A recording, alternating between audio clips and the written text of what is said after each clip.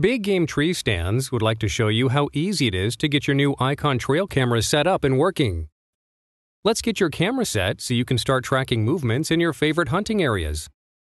We will start with a quick overview of your camera so you can become familiar with its options. On the front of the camera, you are going to see a red and green light just above the lens. These lights will help you determine if the camera is mounted at the correct height and also if your camera is running properly. When you unlatch and open the case door, you will see the display screen, the SD card slot, and the 4 buttons here are going to help you navigate your way through the screens and set your camera. A sticker located on the inside of the case cover with your camera's name and serial number is available, along with quick setup instructions and troubleshooting information. Should you need to contact a customer service representative with any questions or concerns, our contact information is also available for you to call and get on-the-spot assistance. To get your camera started, you will need 6 C-cell batteries, an SDHC storage card, and an external SD memory card reader. Your trail camera is designed with a dual power supply located on the bottom side and back of the camera. The camera will operate using 6 C-size alkaline batteries or the Extenda-Life battery pack sold separately on the Big Game Treestands website, or many retailers also carry this, or a combination of both. If you use both Alkaline and the Extenda-Life pack together, the camera will run on the external Extenda-Life pack until depleted, and then automatically switch to the internal Alkaline C batteries.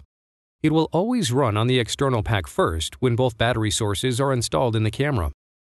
When installing the Extenda-Life battery pack, remove the plastic plug on the backside of the camera first. You'll want to save this plug so when the battery is not being used, you can replace the plug and protect the camera. Now, just slide the battery pack into place until you hear a little click telling you that the battery is connected. Installing the batteries is quick and simple. Just unlock the door on the bottom of your camera and place the negative side of the C-cell battery into the camera first, then repeat on the other side, making sure to lock the battery compartment when finished. Moving on to the SD card, this is what will store your pictures for viewing later. This camera will allow you to use up to a 32 GB memory card. However, our testing shows that if you are looking to get maximum performance out of your camera, a 16 GB Class 4 SD card is more than sufficient. On page 7 of our manual, we have a table highlighting memory card sizes and how many photos you can expect to get with each setting. Refer to this page of the manual to find out what would work best for you and your camera. You can purchase an SD card and card reader at almost any local retail store. Simply take the memory card and slide it into the slot provided. Push up until the card clicks into place. When you want to remove the card, simply press up and then pull the card out. Now that the required items are all installed, we can move on to customizing your camera. One efficient feature is that this camera comes with a standard options preset so you can get quality photos straight from the box. If you choose to go with the standard options, it will take photos in sets of 3 with a 10-second delay and be set at a quality of 1.3 megapixels. Many people find these the ideal settings, but we do offer the option of customizing as well. If you choose to customize the settings, you can easily make changes using the 4 buttons at the bottom of your user screen. We have the Set button, the Up and Down buttons, and the Power button here. We will use these buttons to navigate through the settings. To get to the user setup screen, hit the Power button and click on Camera Settings by pressing the Set button. This will bring you straight into the Camera Options column. Before we change any settings, let's quickly review the different options and what they do. The clock and date will need to be accurate. This is because both will be recorded on each picture and video for informational purposes only. It does not, however, have anything to do with whether your camera takes color or black and white images. Next, we have our mode. This sets whether you want the camera to take still photos or video. Keep in mind you can't select both at the same time, so you'll have to decide what you want to capture with each time the camera is out. Your burst setting is going to be how many pictures you want taken per set when motion has activated the camera. You can select 1, 3, or 5 bursts, and for video, you can choose to have 10 seconds, 30 seconds, or up to 1 minute of video with each activation. Next, you have the option to set the resolution to 1.3, 3, or 5 megapixels. To set the trigger delay for the camera, you can choose 10 seconds, 30 seconds, 1 minute, or 5 minutes. As an example of how to navigate through and customize your settings, let's go ahead and set the clock. The clock will have an arrow next to it telling you this is the option you have selected. Press the Set button again and it will bring you to the hour that is currently programmed. Push the up and down arrows to change the time, and when you get to the correct time, press Set again. It will then move you to minutes.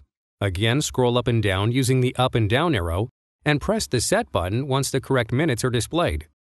Once you have navigated through the options, it will take you back to the main options column where you can use the plus and minus arrow to navigate down to the next camera setting you would like to change.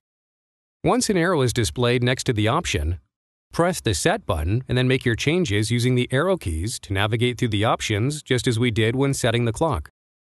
Now that your camera is programmed, you can easily mount your camera with a 6-foot nylon strap that is provided.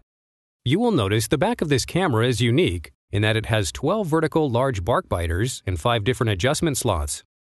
You can use the red and green lights located above the lens as tools to ensure you have the camera mounted at the proper height and angle.